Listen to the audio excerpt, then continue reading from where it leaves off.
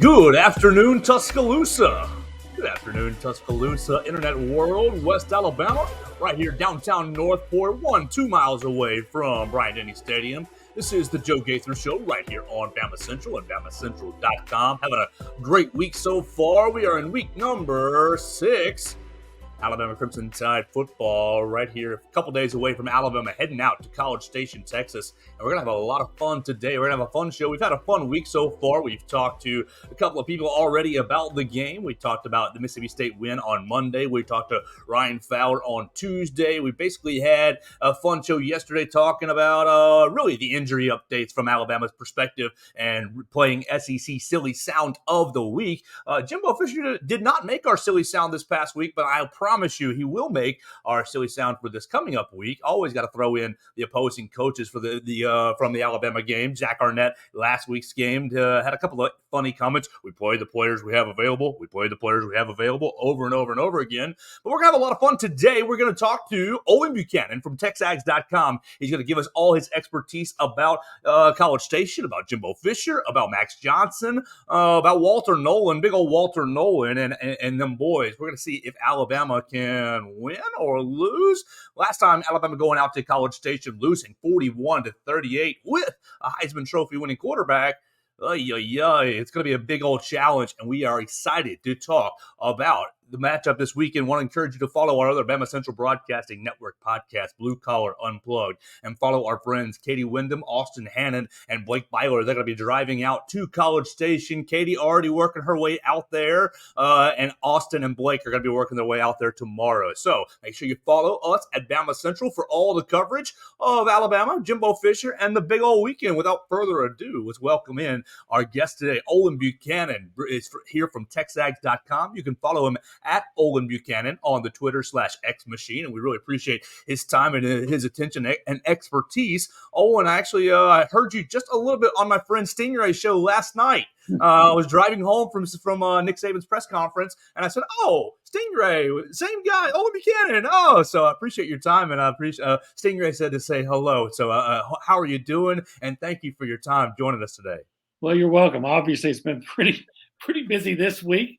You'd think there's a big football game or something going on. So I've done a few of these, and that's fine. Any day is a good day to talk about college football. Absolutely, and it's going to be a huge weekend this weekend. Obviously, Texas A&M is unranked at the moment, but that might be a product of voter ignorance. A&M 4-1, Alabama 4-1, both undefeated in the league, both played okay through the first couple of weeks in SEC play, but the winner will take sole possession of SEC West first place. And so, really, what are we supposed to expect? Alabama, a 2-point favorite going out to College Station. I mean, you never can really take what the Vegas line says as gospel because they're really just playing the money. But Alabama, opened at 7.5 points, and is now down to 2, 2.5, 1.5, wherever you're betting, wherever you're placing your wager. Max Johnson gets his second start for Texas A&M. He played pretty well against Arkansas. Obviously, Bobby Petrino and Jimbo Fisher are doing their thing, and that's seemingly working out pretty well. But Texas A&M has a nasty, nasty defense, and that's got a lot of Alabama fans really worried about Jalen Milroe's future. So we'll just start a big old general question. How has your thought process worked throughout the week, going into the week? Because every week, Sunday you think one thing, and by the time you're at Friday, you kind of land on something else, or at least I usually do. So what has your thought process been for this week's game, and how has it developed through the week? Well, I don't know how much it developed as much as I just think that, from the beginning of the week, that these two teams are probably very evenly matched. I think A&M probably is more on equal footing talent-wise with Alabama than it ever has in the since A&M entered the SEC in 2012.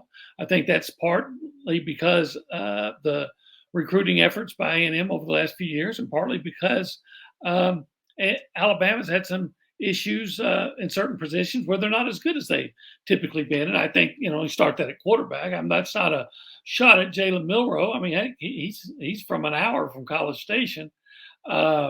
So we know we're very well aware of what he can do, but I don't see him as a Heisman Trophy contender the way Alabama typically has a quarterback that's one of the best in the country.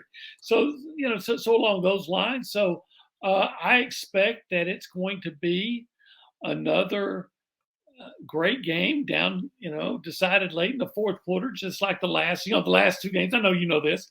Were decided on the last play of the game. I don't know if it's going to be down to the final play, but I do think it's going to be a game that's probably going to be in doubt going into the final quarter and maybe even the final minutes. Well, Jimbo Fisher got the huge contract going out to Texas A&M, and the first couple of years it was kind of, I guess the jury was out, but the last 2 years, Jimbo, I feel like, has really started to find his footing, at least with the Alabama game, as a big perspective. Really, with Alabama, look, 2 years ago he says, "Oh well, Nick Saban started it." Well, to be honest, Nick Saban starts it with Texas A&M. They bought their whole roster. And I talked to you on my previous employer a day or two after that on Todd 100.9. You were in the press room where Jimbo Fisher was. Oh, he wants to be God. He wants to be. Bow down to him. This, that, and the other. And like that obviously sparked a huge drama. And then obviously A&M wins the game 41-38, and everything that you referenced. Again, you come into Tuscaloosa, Jalen Milroe gets thrown in as the starter, Bryce Young is hurt. Throwing into the end zone, Connor Wigman at the end, Evan Stewart and Terry Arnold. It's been kind of a spicy contest over the last couple of years, and it continued this year. Anaya Smith basically saying, "Oh, this year's personal for us, or personal for me, because of how Coach Saban treated my brother." And my man Terry Arnold in the press room said, "Oh, okay, you know what Nick Saban wants." Just talk about where this rivalry or where this contest has kind of stacked up in the SEC West. Obviously, we're playing for first place for now. You're gonna have Alabama Auburn. That's a pretty big rivalry. Y'all Texas A&M played Arkansas, and A&M played. He's going to play LSU. That's a pretty big deal as well. But from the A&M, from the College Station perspective, what does this game mean as it's lining up in 2 days? Well, it means everything. This is the game that I think that you were thinking about, you were aiming for, you were trying to build to ever since Jimbo Fisher was hired. Look, yeah, they beat Alabama, but when they beat Alabama 2 years ago, they already had 2 SEC losses. They'd already lost to Mississippi State and Arkansas. So it was a huge upset, and it gave you an opportunity to have a good year. And they went on a winning streak until lost the last 2 games. But this time, you're 2-0. Both teams are 2-0. If you win, you get the inside track at going to Atlanta. Still a lot of work to do for A&M. That means winning on the road, which they haven't done since 2021 in a true road game. So nothing's for sure, but you get the pole position if you win. And basically you have essentially a 2-game lead over Alabama in the West if you're able to win it. And then you become big Alabama fans because then you want them to win and keep other teams behind you. That said, that may be the only time there's probably 2 times you'd ever see the Aggies now root for Alabama. They've already done it once this year in the second game. You know how that works. And then if it would help you, but there's no way Alabama can ever help you unless you beat them. And look, we understand for Alabama, usually the path to Atlanta to the championship game means beating LSU. Sometimes Auburn, but usually it's LSU. A&M would like to take over LSU's spot in that pecking order. Well, it's going to be a lot of fun this weekend. It's the last year of division, so that's kind of makes it a little bit more special of a matchup. But Texas A&M, for the second time in 3 years, is playing a backup quarterback in the ballgame. Now, Max Johnson, a little bit different backup quarterback than Zach Calzada. What's been your impression? Max Johnson gets thrown in the game against Auburn after Wegman breaks his foot. Terrible. Don't want anybody to be injured, but that's just what happens in football. And plays pretty well. Throws a touchdown pass to his brother. brother, and I thought I put on the Arkansas tape this morning. I thought he played pretty well against Arkansas. What is your perspective of Max Johnson and really his outlook in this game and beyond the rest of the year? Because he's the guy now. Max Johnson's a good quarterback. He played for LSU, started the season, beat A&M with a last-second touchdown pass. He's good. Now, just my own personal opinion, Jimbo Fisher may or may not agree, and if he did, he wouldn't say it. But I thought the biggest difference between the two is I look at it as that you can win with Max Johnson. You can win because of Connor Wigman. But that's not meant to be a shot at Max. It's just how good I think Connor is. But you don't have Connor. Max is still a good football player. He took over last year after Haynes King struggled, and then he started a couple of wins, and then he got hurt against Mississippi State and was out for the year. So he's played well for A&M even before this year. And I think that he's played extremely well since he's come in for Connor. He threw a couple touchdown passes against Auburn after coming in the second half. And last week he threw a couple of touchdown passes. And then he had an interception. I don't put that one on him. I think it was a play that there was a lot of confusion on. Guys didn't know who they were supposed to block, and they just gave Arkansas a gift. But for the most part, Max has been pretty solid. I'll put it this way. He plays well enough to where if Alabama wins, I doubt that A&M is going to be able to use Max Johnson as the excuse. Well, A&M made a big change over the offseason, bringing in Bobby Petrino, and many outsiders were like, oh, that's not going to work. Two big old egos in the same offensive room, Jimbo Fisher and Bobby Petrino. It seems like it's going well from the outside perspective. What has been your take on the dynamic between the two, and really the biggest difference that you have noticed on the field offensively for Texas A&M? Well, I think it is working. I think all those that were just saying, oh, this is never going to work, they at least so far, they're being proved wrong. The A&M offense was atrocious last year. You could blame some of it on injuries, but you couldn't blame it all on injuries. There was very little pre-snap motion, very little even trying to deceive somebody. So if you couldn't just line up and beat them head up, you probably wasn't going to win the play. This year, you're seeing more of that, more pre-snap motion, but more than anything, they're getting plays in quicker, which sounds like something kind of silly, but believe me, at A&M, that's been an issue. I don't know how many delay of game and using your timeouts, all three timeouts before the half, because they couldn't get a play in time. Just so they've become more efficient, more fluid, and it's showing. Bobby's philosophy is simply feed the studs, get your best players the ball in the best opportunity you can.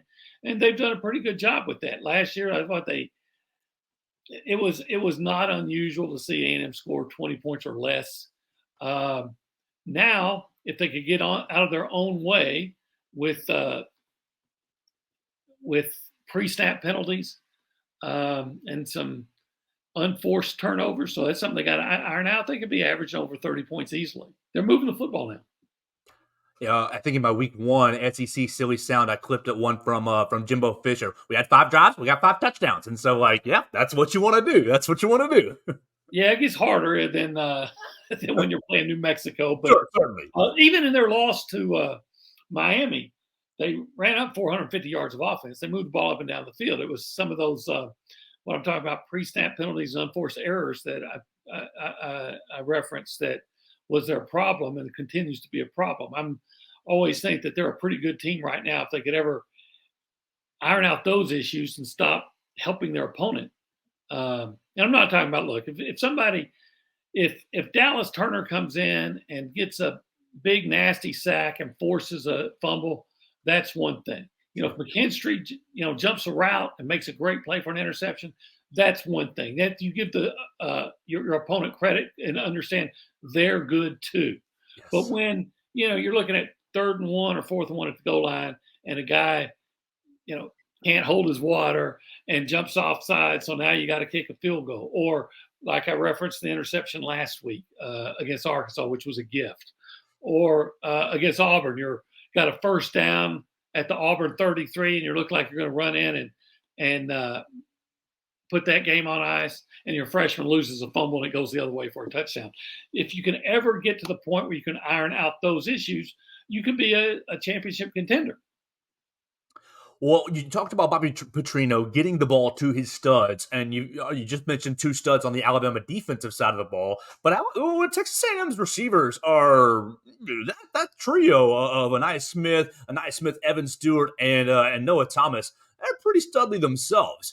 What do you think the matchup between the back end of Alabama's defense, Terry Arnold and Kool-Aid McKinstry, you got Malachi Moore versus Evan Stewart, Anaya Smith, and no, excuse me, I keep having to forget Noah Thomas. Yes, Anais didn't play last year. Obviously, he's got a little comments this year, but he has been a very good weapon. He's been a very good weapon when he's been available. How do you think that matchup's going to shake out on Saturday? Well, I think it's a good matchup. A&M's going to win their share. Alabama's going to win their share. Anaya Smith has been exceptional against Alabama. He's one of those guys that seems to play best in the biggest games. He's had 4 touchdown passes or 4 touchdown catches in 2 games against Alabama in his How about unfortunate he wasn't available last year? He had a season-ending injury against Arkansas. And as a fact, that's why he's playing this year, because if it had not been for the injury, I'm sure he would have went in the draft and be playing on Sundays now. He's a heck of a player. You guys know that. Y'all seen it. Evan Stewart had a huge game against Alabama last year. So, you start with those 2 guys. Guy you didn't mention, and quite frankly, I don't understand why A&M's not using more, is Moose Muhammad, who had an excellent game against Alabama last year. So I think A&M's receivers are as a group are as good as anybody Alabama's going to face, and that includes Texas. Yeah. So I think A&M is going to look at that as their receivers as the strength of their offense, and they're going to say, hey, let's go strength on strength. If that secondary is the strength of Alabama, and I don't know if it is. I know the defense is good all over, but they're not going to be afraid to challenge them. And they've had success before, and they're going to see if they can't have success again. Well, really what's got Alabama fans and the Alabama faithful pretty nervous for this coming up weekend is the defensive line of Texas A&M against the Alabama offensive line. Now, Alabama obviously played better against Mississippi State, but I've been saying on the show this week, State is not good. Their talent is just not nowhere near what Alabama's going to see this weekend against A&M. You got tons and tons of talent. You referenced the recruiting efforts earlier in the conversation. What's been different, or have you noticed anything different from the DJ Durkin staff, from the DJ Durkin defense that he's been able to free up the front? They're 10th in sacks in the nation, I believe is what I saw. And then they're very, very high in tackles for loss as well. So they've been getting after people. Arkansas rushed 42 times, 39 yards. I think is what it saw. 39 rushes, 42 yards. Yeah, I was backwards. Yeah. So basically nothing. Every time you're handing the ball off, they're getting nothing. What's been the difference, or how has the emphasis on the defensive front really impacted the team? Well, just from my observations, and they may say this is wrong. In fact, Jimbo says just a bunch of guys are starting to figure it out, and there's probably some credence to that, because midway through your second season, guys like Walter Nolan are probably figuring it out. That said, I personally, just from my point of view, they played. I thought they had a passive approach to the defense against Miami, and they kind of set back. They didn't bring much pressure from linebackers and blitz much. Sometimes rush 3, which never makes sense to me. If you got an advantage in the defensive line, if you rush 3, all of a sudden you're giving away your advantage. And Tyler Van Dyke stood back there all day with plenty of time and found open receivers because he wasn't rushed. And I think after that, either DJ Durkin, the defensive coordinator, either saw the light, or Jimbo Fisher went to him and helped him see it. And they decided, hey, we need to start doing more twists and stunts up front with our guys, and we need to bring more pressure. And Edgerrin Cooper, linebackers, had 4 sacks in the last 2 games. They've had 14 sacks in the last 2 games. You can say, well, that's just Arkansas, and that's just Auburn, but I saw Auburn damn near beat Georgia, and I saw Arkansas dang near beat LSU. So, um, so that pass rush and that play at the defensive line has made a big difference. I think it's because they've just decided to be more aggressive instead of passive. We're talking to Olin Buchanan of TexAgs.com. You can follow him at Olin Buchanan on the Twitter machine. I really appreciate his time, and follow all his work at TexAgs.com. He's going to be covering obviously all things Aggies, but you want to follow him this weekend for the Alabama perspective and A&M perspective. Just since Texas A&M has come into the SEC, it's been obviously it wasn't the same success as Missouri getting to the SEC title game twice, but has been yeah, exactly. A much different path, and but has had fairly Heisman Trophy winning Johnny Manziel. You come into Alabama, you beat them, you win. Jimbo Fisher becomes the first assistant coach to beat Nick Saban. What do you think? What is the Texas A&M feel for bringing in Texas and Oklahoma into the league next year? Well, originally, A&M was against it. They like the A&M likes the idea of being the only SEC team in the state of Texas, and would have liked for it to stay that way. But they're going to be team players. I'll put it this way, though: if let's say Louisville or Florida State or Clemson wanted membership, I think A&M would say, "Heck yeah, that sounds like a great idea." Florida and South Carolina and Kentucky, since you voted that way. Look, A&M had a gentleman's agreement with Mike Slive that A&M would be the only team in Texas in the SEC. Well, Mike, Commissioner Slive passed away; he was replaced, and quite frankly, Greg Sankey was not obligated to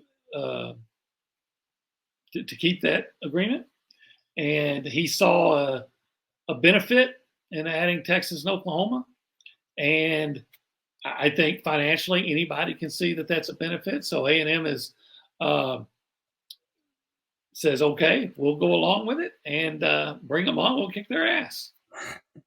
I love that. I cannot wait to see A&M and Texas again, hopefully on that Thanksgiving weekend, like I used to see it growing up. Has that been something that Aggies fans have missed, or is that something that they've said, "Oh, good, get them off our schedule. We don't care about y'all little, rivalry sort of aspects"? Depends on who you're talking about. Some Aggies miss it, especially the older Aggies that grew up with the game and it was part of your heritage. You watch the Lions in the morning, you watch the Cowboys in the afternoon, you watch the Aggies and Longhorns at night. That was that's our heritage. But younger guys, they didn't really care, and quite frankly. Great, they're going to be on the schedule. Super, let's play.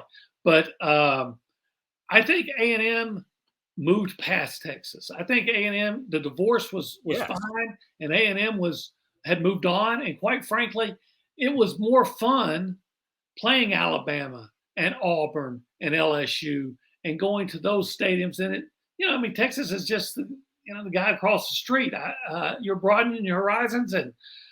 Quite frankly, up until this year, Texas hadn't been that good. So you'd rather measure your program against LSU and Alabama and Auburn. And but hey, if Texas is going to come in, if Oklahoma's going to come in, fine. If you've been playing Alabama for 12 years and you've been playing LSU for 12 years, I don't think you're going to be worried about playing Texas again. Certainly, absolutely. And Texas A&M has elevated its program over the last 12 years. Certainly, I think that's fair to say. Well, as a whole, I feel like they've elevated. Now, maybe that's my ignorance. Please, no, it's been. They've had good years. They've had bad years. They've had some. Last year was a really bad year. This year looks like it could be a good one. They've certainly invested more into the program than they ever had before, and that comes from. Being in the SEC, because I don't think they would have put the full investment that they had they remained in the Big 12. Well, before I get your prediction, let's talk just a couple of things about College Station. We're going to have obviously a lot of Alabama fans heading out there. Mm-hmm. They've never, many people haven't gotten out there before. It's only been a couple of, sixth trip, fifth trip out there since they've been into the league. So what's the experience like Midnight Yell? You see it on TV, you see it on Twitter, you see it as a SEC tradition now. Obviously, Aggies tradition forever and ever, but now SEC brings it in and says, "Oh, it's our tradition too now," kind of thing. What's Midnight Yell like? I think more than anything, it's an excuse to bring a date to the event, and they're going to turn the lights off for a while. Okay. and make of that what you want. It lasts for about a half an hour. You get to Kyle Field, and if you're on the road, they pick a place on the road and do it. And it's just they have a lot of the choreographed cheers or yells as they call them here. And so you go in and the Yale leaders do a speech about the game upcoming and encourage everybody to be crazy the next day and be involved into the game, which they're going to be. And then they practice the yells that are going to be yelled. Everybody knows them. You don't really have to, but it's something that when A&M was an all-male military school back in the day, back in the 1910s and 20s that they did, and tradition's a big thing here at A&M, so they continue it. And so it's just a way to show your enthusiasm and support. And like I said, you can bring your date, and it lasts for until about 12:30, and then who knows what's going to happen after that. You let the night take you where it wants. There you go. Well, maybe some of the Alabama fans will see that as they get over there. I've heard that. I've heard it's a welcoming crowd. I've heard the Aggie fans are mostly hospitable on the whole. I had one of my old employees go out there 2 years ago, and she said it was the loudest place that she's ever been at the stadium during the game. I think she made it to Midnight Yell and said it was fun, but she said the game, Kyle Field, to the 12th man, was just the loudest place she'd ever been. Typically, Aggies are they want you to be here. They want you to have a good time. They don't want you to win. But they'll talk football with you and be as hospitable as you could ask. They're the anti-LSU, and I can say that my son actually is an LSU student, and so he didn't have a good experience here last year. But they're welcoming, want you to have a good time, want you to come, want you to spend your money, want you to go home thinking, hey, that was all right. Too bad you lost. That's the perfect weekend. And if you'll just take it for the experience of it. I mean, it is a great game day atmosphere. The cheers and the sawing of the varsity's horns, which is when you see them swaying back and forth, that's supposed to mimic a saw that's sawing the Longhorns off. Okay. So that's what that's about. I like that. If you take all that in and just enjoy it as a game day atmosphere, I think it's as good a game day atmosphere as you'll find anywhere in the country. And like I said, the fans are typically going to treat you very well. Well, if our Alabama faithful gets over there early, as obviously it's a long drive, so it might plan to get in there Friday night. What is something in College Station you've been? What's something in the area? Obviously, Joe, you go through Houston, so a lot of people are going to probably stay in Houston and drive on over there. What is something closer outside of Houston in the College Station area, whether it be a restaurant or a couple of restaurants or a sightseeing or some sort of aspect of College Station that you would say, hey, if you got some time, make a moment and check this out? Well, you can go to the George Bush Library. President Bush has his presidential library on campus, so you can see that if you're interested in that. If you're more into the party atmosphere, you want to get down to the Northgate area. You might check the Dixie Chicken, which is it's kind of like the Esso Club at Clemson, the place that's been there forever. Sure. There are other places that may be newer and cleaner, but history. But the history is there. They got the rattlesnake that you can see, and that's where you're going to see most of the nightlife and the students. Old guy like me, I'd stay away from there. But if you're visiting, there's a lot of nice places to eat, but you might, if you haven't already made reservations, you might have to stay find a place in South College Station. Now, South College Station means you're about 5 miles from campus. So South isn't way south, but Sure. that's what we call it.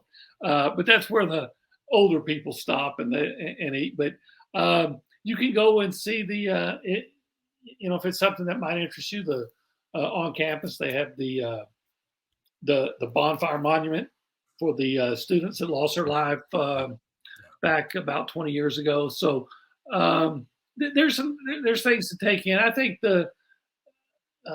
aside from the party, and I think the thing that would maybe to a lot of conservative people that might have liked George Bush, that might be the thing that they would be most interested in seeing. Awesome. Well, and I've had a great time. Oh, go ahead. I'm sorry. No, I'm done. I'm done. Okay. I thought you had. I didn't want to cut you off. We had a Well, great time. you can go down to downtown Bryan, by the way, and there's always things. Bryan and College Station are right together. They're Siamese twins, right? So you can go down to the historic downtown Bryan, and there's a lot of restaurants down there too. And you'll see a whole lot of people walking around. There's some people watching and things to do down there too. Well, people watching is like my number one thing. I might have a beer or two, but I want to see the crowd and just kind of take it all in and maybe have a good conversation or two. That sounds like a blast, really. We're sending 3 of our reporters out there. Hopefully, I'm gonna try to send them your way and to say hello and to say thank you on my behalf. Katie Wyndham, Austin Hannon, and Blake Byler will be over there. So now we've talked pretty much all aspects of the game. As Alabama 2.5 point favorite according to the Vegas line. How do you see the game playing out on the field? Well, like I said earlier, I think it's going to be a fourth quarter game. Yeah. It may not be decided until the last minute or two. And if it comes down to a final kick, obviously Alabama has the edge there because I don't think Will Rockert ever misses. Has he ever missed the field goal? If he has, I've never seen it. Not this year. So it's up to A&M to make sure that it doesn't come to that. And quite frankly, I've been trying to break this down, and a lot of respect, a lot of admiration for Alabama. I don't care if they're not as good as maybe as they've been in the last couple of years. It's still Alabama. Still scares the bejesus out of you because that's the gold standard. I'm taking A&M. I think that A&M defense is going to make it very difficult for Alabama to score, and I think it's going to come out to be something around 23-20, maybe last year's score, but reversed. But I do think that A&M has as much talent as Alabama does, and being the home team, I think that's going to give them an edge. Well, it's going to be a lot of fun. I cannot wait for this weekend, 2:30 on CBS. Alabama and Texas A&M square off for first place in the SEC West. Our guest today has been Olin Buchanan from TexAgs.com. I want to encourage you to follow him at Olin Buchanan and read all his work at TexAgs.com. All your Alabama viewers right there are going to be saying, man, he's got that senile old man on the show picking at A&M. That guy's crazy. Well, I'll tell you, we had at Kirk Bowles and Joey. He's a senile old man too. I had them on for Texas week, and they both picked Texas, and lo and behold, they were correct. Did you have Kirk and Cedric? I had Kirk Bowles on the Tuesday, and I had Joey Hickey from Longhorns Wire on the Friday, and they both picked Texas. And then I got into the game, and I went as a fan. I sat in the top deck with all the Texas folks, and they treated everybody so nicely, but they were all about winning and it was an absolute blast. Well, I think it's going to be a good football game. I'm looking forward to it. Absolutely. Owen, thank you for your time. I hope you have a great weekend this weekend. All right. Thank you so much. Yes, sir. That's Olin Buchanan joining us from TexAgs.com. So appreciative of his expertise. He is right there with every single thing that Texas A&M does, so you can't get a more inside look than Olin Buchanan, TexAgs.com. We're going to shift gears real quick. It's still going to be Alabama. It's still going to be Alabama football, but I had a conversation with Todd McVey. Todd McVey is the head coach for the Tompkins Falcons. he coached Jalen Milroe, and you could read the piece that I wrote on BamaCentral.com about the conversation already, and it was a great conversation. He gave me 25 minutes on Jalen Milroe. He talked about really his development through high school, comparisons that he sees from the Alabama offense and this Alabama team to what he experienced in high school. It was a lot of fun to hear from Todd McVey. This was our conversation. Good afternoon, Coach McVey. Yes, how are you? Very good, very good. Thank you for your time. I'm doing well. My name is Joe Gaither. I work for BamaCentral.com. Okay, nice to meet you. Yes, sir. Nice to meet you as well. Thank you for responding to my direct message on Twitter. I really appreciate it. You bet. Yes, sir. Yes, sir. I'm calling really to talk about Jalen Milroe a little bit and really obviously his growth so far this season, and just kind of talk about him going back to Texas to play in Texas A&M this weekend. Well, I mean, obviously excited for him coming, I guess, home in a way. Just 90 minutes down the road from here, so and play in front of his hometown crowds, and I've got one of their highly recruited tackles is playing for me right now, Ashton Funk. So for A&M, so it's kind of it's a cool thing when I get to see the kids come there, and because we got quite a lot of kids in college playing ball, so that'll be nice and close, and excited for him and the opportunity. Are you going to be able to make some time to get over there, or will you watch it on television? I know Saturdays are busy for high school coaches getting ready for the next week. Well, we're in our open week, and I have to go to my niece's wedding first on Friday night, and then I'm trying to shag tickets right now. So if not, I'll obviously be watching it on TV. TV sometimes the best view anyway, because I get to see all the replays. Yeah, absolutely. What have you made of Jalen really going into this year? Obviously, he got thrown into a quarterback battle. He was kind of the favorite with the most experience, but you bring in a transfer, you bring in Tyler Buckner, and a lot of people are talking about Tyler Simpson. What was your kind of just overall assessment of how the quarterback battle went this summer and Jalen's just real growth? Well, I think if anything else, it's like even here, we have guys that compete for jobs every day. And I think that makes you better as a competitor because it keeps you on edge. And I think when guys relax, that's when they fall. And so I think that was good for Jalen, because he had that same thing here a little bit with, having to fight for the job. And then just watching him grow, it's very similar. His sophomore year was when he started for us. And we just kind of let the offense come to him, just kind of like what I'm watching right now. It seems like each week he's a little more comfortable. He's doing a little bit more. He's just growing in it. And I think that takes time and patience. And obviously everybody, doesn't have patience sometimes. But, I remember we were just talking about it today that when he was a sophomore, we started out, hand it off and do some things. He would run. But by the end of the year, he was running the whole offense. And we're 3 rounds deep in the state playoffs in NRG Stadium and slinging it all over the place. And we lose to the eventual state finalists that year. And it was a great just watching him grow. And then his junior year and his senior year was a COVID year. Right. So it was a strange year that year because he wasn't even here at school. He would come after school for practice because he was doing remote learning. So that was strange. But just watching his growth and I watch him, the little things he does on the sidelines where he's always, checking his teammates. And, I love the shot that he took when he threw the touchdown. And he's on the ground and the guys are around him and he gets up and he's all fired up. And, and like anything else, standing in the pocket and taking one for your team as a quarterback, that's your job. And, that's why, God's blessed him with really good genes. So no doubt about being physically able to take that. And it's fun, actually, just watching him grow and get more comfortable. And it seems like anything else, the game slows down the more you play it. So I think that's what I'm watching right now for him. Coach McVey, it seems like a lot of the Alabama fans are just kind of waiting for Jalen Milroe to screw up, and a lot of people are pointing up to this weekend as saying, "Oh, Texas A&M's defense is very good," and they are very, very good. It's going to be a challenge. But how would you respond to, because I've seen Jalen, it seems like progress each and every week and operate within the offense a lot, like you said. How do you think he's going to handle the challenge of going to Kyle Field? Obviously, being 90 minutes down the road, it's a huge, huge environment. It's going to be very, very loud. As the last time Alabama was there, they lost. Just can you talk about the challenge of playing on the road and how he's just matured and grown through working through the offense? Well, last time I checked, when he came in last year, he came in at the Arkansas game. I think that might have been. He's played in games on the road already, and I tell him all the time. We said it here. You earn the right to play in those big games. I mean, that's what you want. That's a freaking awesome environment that any athlete, competitive athlete, wants to play in. You want to be in those things, and so, I know Jalen as far as he's going to take every day, one day at a time. We use the term here, get 1% better all the time, every day. Be where your feet are. What's today? Today's Tuesday, so if I know him, he's working on today. He's not really worried about Saturday yet.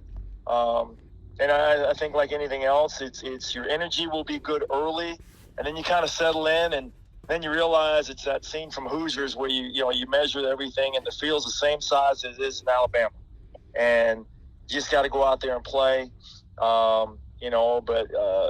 They've had success on the road, and because I think they focus internally, not externally. They focus on what they can do and do that to the best of their abilities, and that's why they've been very successful.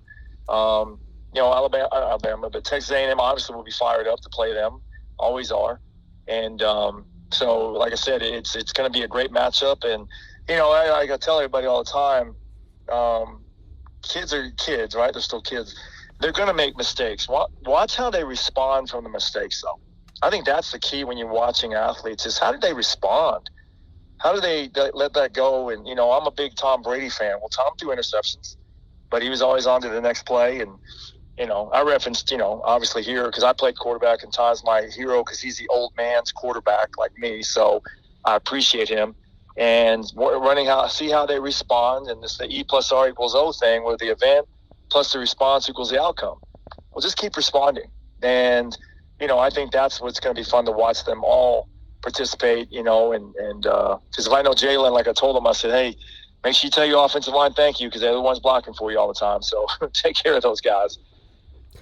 Alabama's had a lot of maybe troubles along the offensive line this season, but Jalen's athleticism has been able to work around that, and on the offensive line's worked has been better through the last couple of weeks. Can you talk about you mentioned response? Can you give me an example maybe of when Jalen maybe worked through some adversity during high school, or how you would have coached him, or how you'd seen him respond either positively or negatively while he was in high school?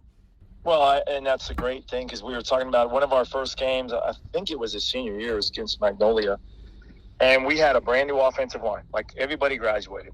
And we go into that game and, and Jalen had been successful. But that game he ran for over, I think 160 yards because the O-line, they had brought some new stuff at us. They weren't ready for it. And that's why I'm laughing because I'm like, I saw the same thing happen, he dropped back. He's going to make you pay with his legs. Mm-hmm. And he's doing the same thing right now. And I think that's what I saw in high school. He just found another way. Like, like I said, you say dual threat. I always say a kid finds a way to win, whether it's throwing it or running it. And to me, that's quarterback play. And, he's a quarterback that's going to take what you give him. But I saw that because he won that game with his legs. I mean, he really did. And, because our offensive line was not intact at that point, but by year's end, his senior year, they ended up being the district champions for the first time since 2008. Another team was a district champion here. So the O-line grew with him, and that's what I'm watching those guys. If I'm an offensive lineman, I appreciate his legs because I don't have to hold on so long, and they're going to get better. Because like I said, it's a long season. It's where you're at, later down the line, not so much right now, because all those kids, they're all growing together and becoming a team. And it's just like, we're the same thing here each year. The same thing when Jalen was here. We were a different team each year. His sophomore year was a senior class, and all he had to do was his job. His junior year and his senior year were a little bit different. And he had to take over the reins, especially his senior year, and he did a great job of that. So I think it's just watch it progress as we go. I think those guys will get better. Jalen's starting to see more things as I was watching some of his throws and just being very patient now. And so it's fun to watch and see the growth process as we go through the season. Jalen took a lot of his receivers and teammates down to Florida this past summer and really worked on quarterback and running routes and whatnot. What kind of a leader would you say that that Jalen Milroe is, and maybe vocal or non-vocal, or how would you say that he is has progressed as a leader from his time in high school and to now? Well, I can speak to here. Here it was it was both. It was vocal. But more of his effort and practice, very in tune to practice, very much, I never had to worry about Jalen coming to practice every day. And that was a thing that I think was the best part because, there's some guys you have to worry about who's going to practice hard in high school. Jalen was not, because he was going to come out there and he demanded perfection from himself. So obviously those around him had to perform as well. And like I said, there was never a game that I didn't think Jalen was prepared for mentally or physically. I told this story a while back to another reporter, but I said, if he didn't have a great day of practice or something, I'd watch him and his dad jump our fence right out here because I'm outside of our field house, and they'd be out there he'd be throwing to his dad, to get that flat route right or get his steps right. And that said so much to me. Because I drive by and joke with his dad and I tell him to quit dropping that ball. He put it right on you. You got to catch that thing. So I'd mess with his dad a little bit. But, it was like his leadership was like that and his play because he was locked in. He's a high level competitor. And he plays plays the game the right way, I feel like. He plays to compete, do his job to the best of his ability. And like I told him, I said, it's the Jordan effect. You want to make those people around you better. And Jordan started winning when he started passing the ball and not just shooting it all the time. I think I'm sitting there watching it develop there, what I see. I mean, Coach Saban's forgotten more football than I know, so I'm just saying what I see as a casual guy watching the game. But, I'm starting to see it come into play with the receivers and all of that. What he did this summer is going to come into play as they keep going here. It's getting better. That's what I love watching.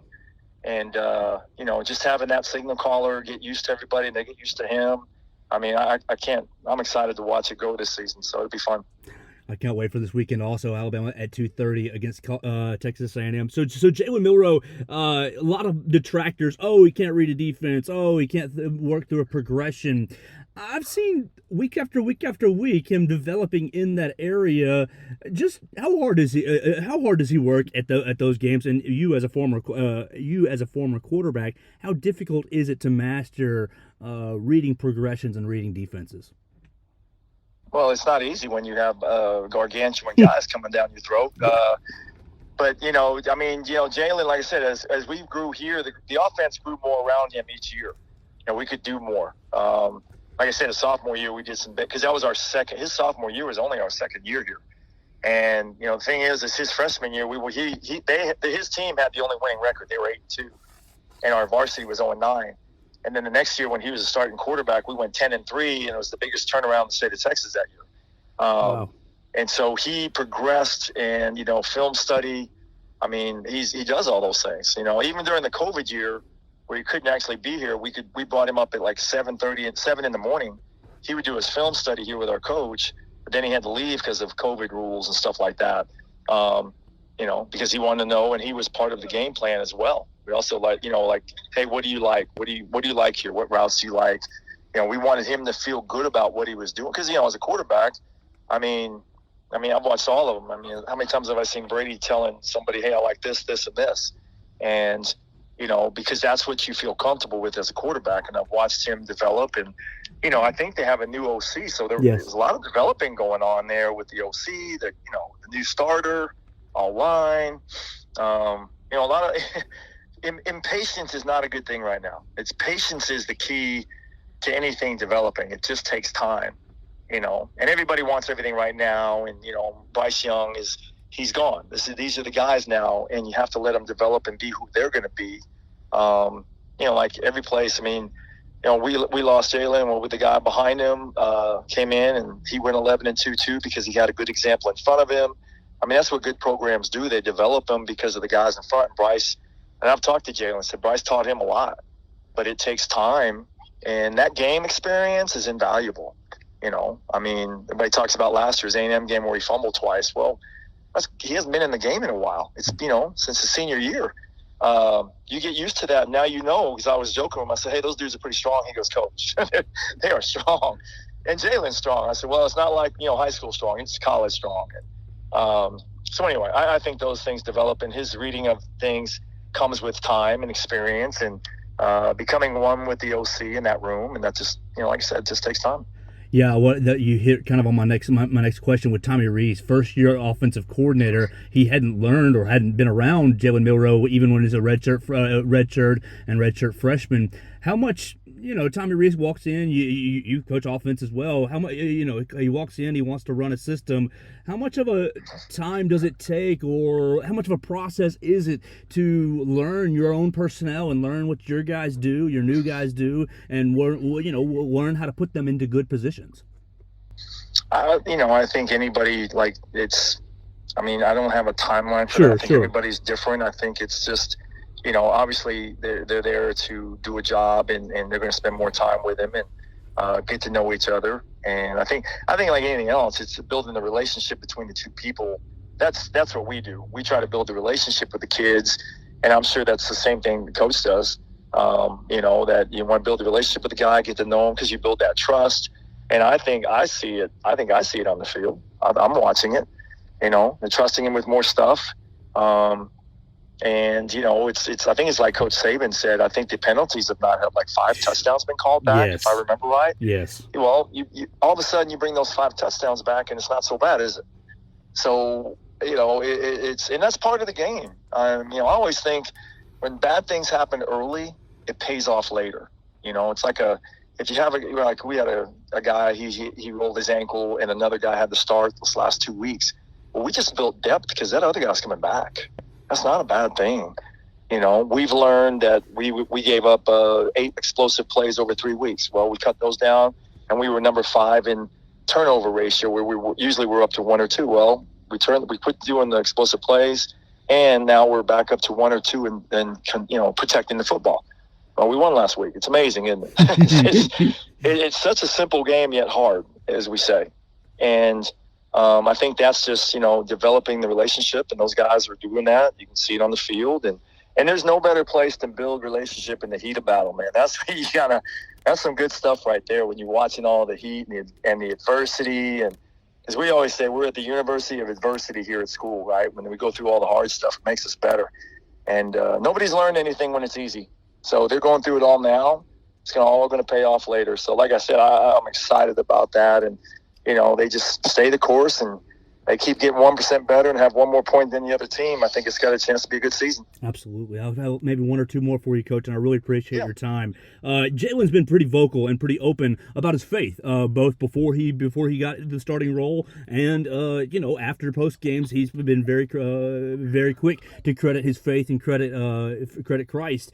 Was that an aspect of his life in high school? And really, how do you think that has helped him stay the course and as you said, get through some of the adversity?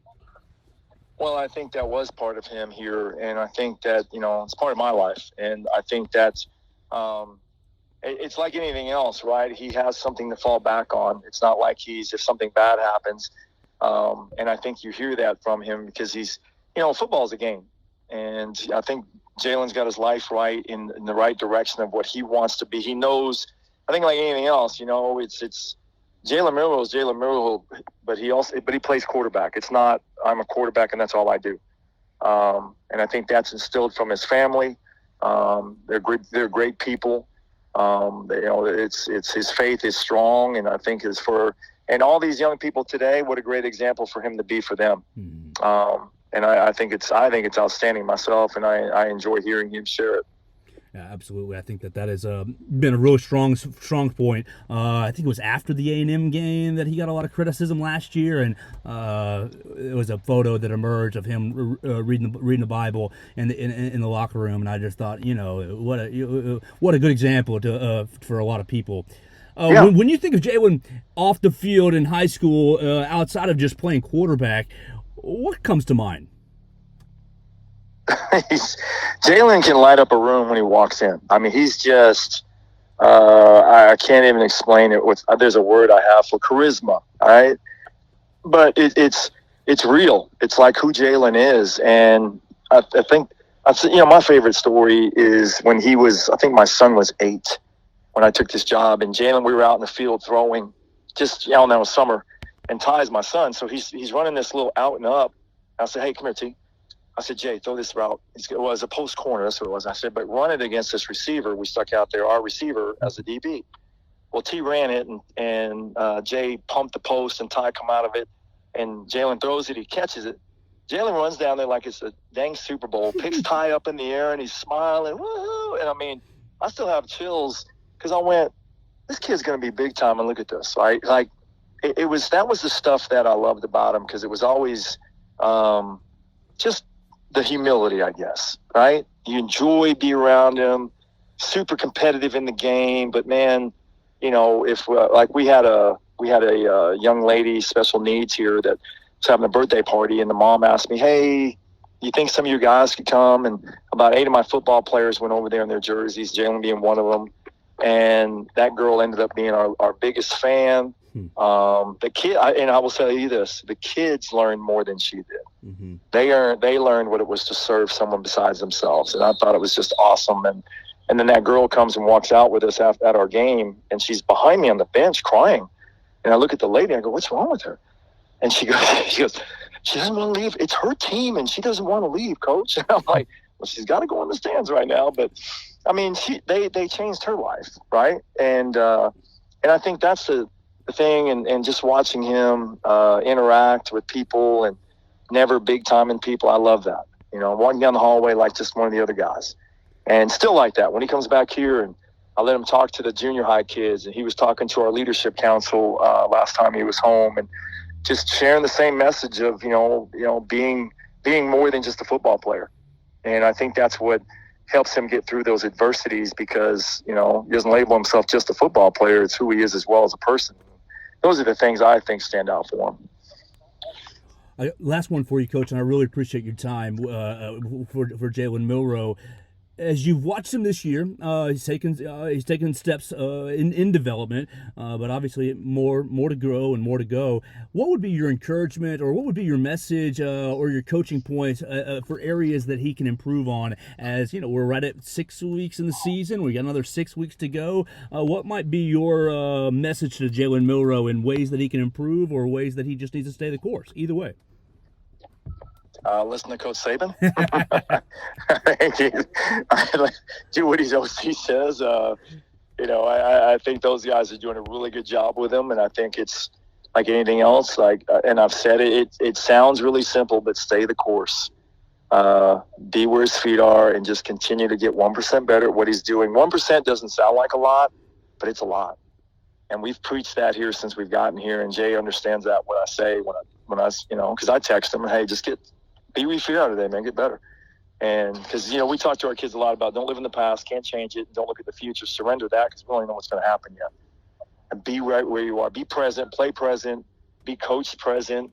And he's doing all those things. That's what I'm saying is patience here is I'm watching them and they're working and doing things, and it's just fun to watch.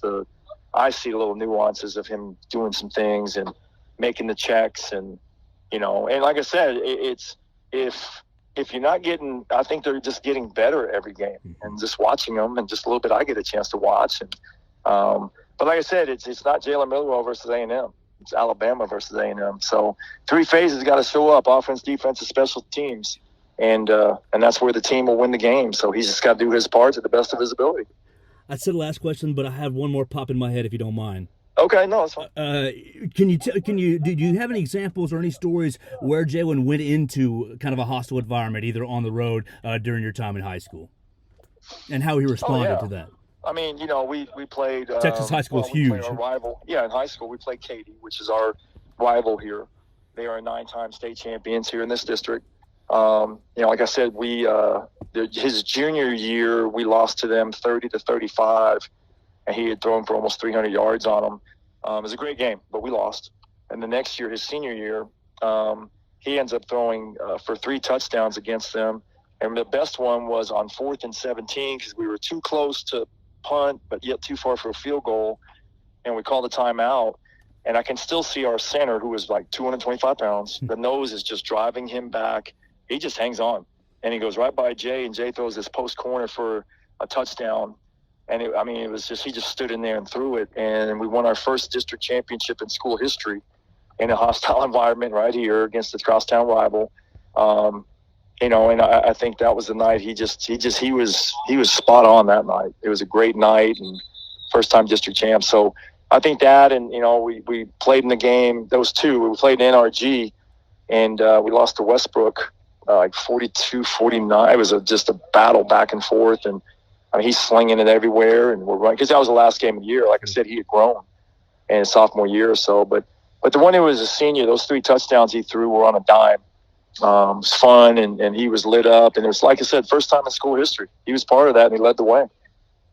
Well, Coach, I really appreciate your time. I've really enjoyed watching Jalen progress, and every time he steps up to the podium, he always treats us with great respect, and he's just such a likable guy. So I'm hopeful. Got to try to stay as neutral as I can, but you pull for the good guys, and he absolutely exudes that. He's a good guy. He's a good guy. He is. Yeah, that's who you see there. That's who Jay is. So. Well, thank you so much for your time. Maybe we can catch up again soon. And thank you so much for the insight and the stories with Jalen Milroe. You appreciate it. Thank you, guys. Yes, sir. Yes, sir. All right. Bye-bye. Bye-bye. That was head coach Todd McVey of the Tompkins Falcons out there in Katy, Texas. That was our man from he coached Jalen Milroe for the last 3 years and gave you some of the insights on Alabama starting quarterback heading out to College Station on Saturday. Look, that's going to do it for our show today. We had a lot of fun with Olin Buchanan, had a lot of fun on our conversation with head coach Todd McVey of the Tompkins Falcons out there in Katy, Texas. I hope you guys enjoyed it. Make sure you follow Olin Buchanan at Olin Buchanan. You can follow me at Joe Gaither 6 on any of the social media machines. We appreciate everybody sending us a like, a follow, a share, a subscribe, a rate, review. We're on YouTube, Facebook, Twitter. You're listening on Spotify, Apple Podcasts, and on Amazon. We're going to have a lot of fun tomorrow on a Football Friday. We're going to be previewing the game with a lot of our friends. I'm going to bring a lot of friends in actually tomorrow. Michael Bronner. We'll probably have Katie Wyndham. We'll probably have Austin Hannon and Blake Byler. We'll have a huge cast of characters because tomorrow's my birthday and I just want to have fun. So we're going to have a Football Friday talking about the SEC games, talking about Alabama A&M. It's going to be a big weekend. Kentucky and Georgia. Anybody giving the Wildcats a chance to take SEC first place? Is Missouri for real? Missouri and LSU. I know LSU lost last weekend, but big chance for the Missouri Tigers. It's going to be a lot of fun. So join me tomorrow on the Joe Gaither Show right here on BamaCentral and BamaCentral.com. I love each and every one of you. Tell somebody about the show, subscribe, rate, and review, and come join us tomorrow right here on the Joe Gaither Show on BamaCentral and BamaCentral.com.